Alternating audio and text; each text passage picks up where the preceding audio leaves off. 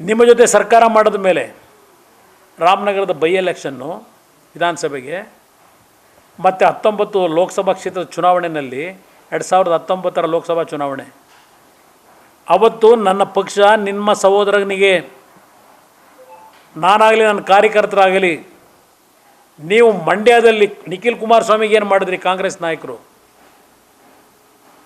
ಅದೇ ಕೆಲಸ ನನ್ನ ಕಾರ್ಯಕರ್ತರು ಅವತ್ತು ಮಾಡಿದರೆ ನಾನು ಮಾಡಿದರೆ ನಿಮ್ಮ ಸಹೋದರ ಆ ಚುನಾವಣೆಯಲ್ಲಿ ಮನೆಗೆ ಬರಬೇಕಾಗಿತ್ತು. ಎಷ್ಟು ಟೋಟಲ್ ಗೆದ್ದಿದ್ದೀರಿ? ಕನಕಪುರದಲ್ಲಿ 1 ಲಕ್ಷ ಲೀಡು ಆ ಚುನಾವಣೆ, ರಾಮನಗರದಲ್ಲಿ 64,000 ಲೀಡು, ಕುಣಿಗಲ್ನಲ್ಲಿ 40-45 ಸಾವಿರ ಲೀಡು, ಚನ್ನಪಟ್ಟಣದಲ್ಲಿ ಸುಮಾರು 25-30 ಸಾವಿರ ಲೀಡು, ಮಾಗಡಿನಲ್ಲಿ ಸುಮಾರು 34-40 ಸಾವಿರ ಲೀಡು. ಇಲ್ಲಿ ಹೋಯ್ತು 3 ಕ್ಷೇತ್ರದಲ್ಲಿ ಅವತ್ತು ಸಹ ಬಿ ಜೆ ಪಿನೇ ಲೀಡು.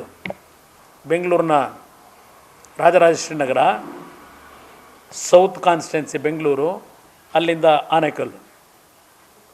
ಅವತ್ತು ನನ್ನ ಪಕ್ಷದ ಕಾರ್ಯಕರ್ತರು ನಾನು ನಿಮ್ಮ ಸಹೋದರನಿಗೆ ಪ್ರಾಮಾಣಿಕವಾಗಿ ಕೆಲಸ ಮಾಡದೇ ಇದ್ದರೆ ನಿಮ್ಮ ಸಹೋದರ ಅವತ್ತೇ ಸೋಲ್ತಾಯಿದ್ರು. ನಾವು ಪ್ರಾಮಾಣಿಕವಾಗಿ ಕೆಲಸ ಮಾಡಿದ್ದಕ್ಕೆ ಕೊಟ್ಟು ಬಳುವಳಿ ಏನು ಶಿವಕುಮಾರ್? ನೀವು ನನ್ನ ಕಾರ್ಯಕರ್ತರು ಏನಿದ್ದರು ಈ ಬೆಂಗಳೂರು ಗ್ರಾಮಾಂತರ ಕ್ಷೇತ್ರದಲ್ಲಿ ಹಂತ ಹಂತವಾಗಿ ಶಕ್ತಿ ಏನು ಇಟ್ಕೊಂಡಿದ್ವು ನಾವು, ಅವ್ರನ್ನೆಲ್ಲರನ್ನೂ ಟ್ಯಾಪ್ ಮಾಡ್ತಾ ಆಸೆ ಆಮಿಷಗಳನ್ನು ಒಡ್ಡಿ ಯಾವ ರಾಮನಗರ ಭದ್ರಕೋಟೆ ಆಗಿತ್ತು ಆ ಭದ್ರಕೋಟೆನ ಬಿಲ ಕೊರಿಲಿಕ್ಕೆ ಆ 14 ತಿಂಗಳು ನಾನು ನಿಮಗೆ ಕೊಟ್ಟಂಥ ಸರ್ಕಾರ ಮಾಡಲಿಕ್ಕೆ ಬಂದಂಥ ಒಂದು ಅತ್ಯಂತ ಕೆಟ್ಟನ ನಿರ್ಧಾರ ಏನಿದೆ,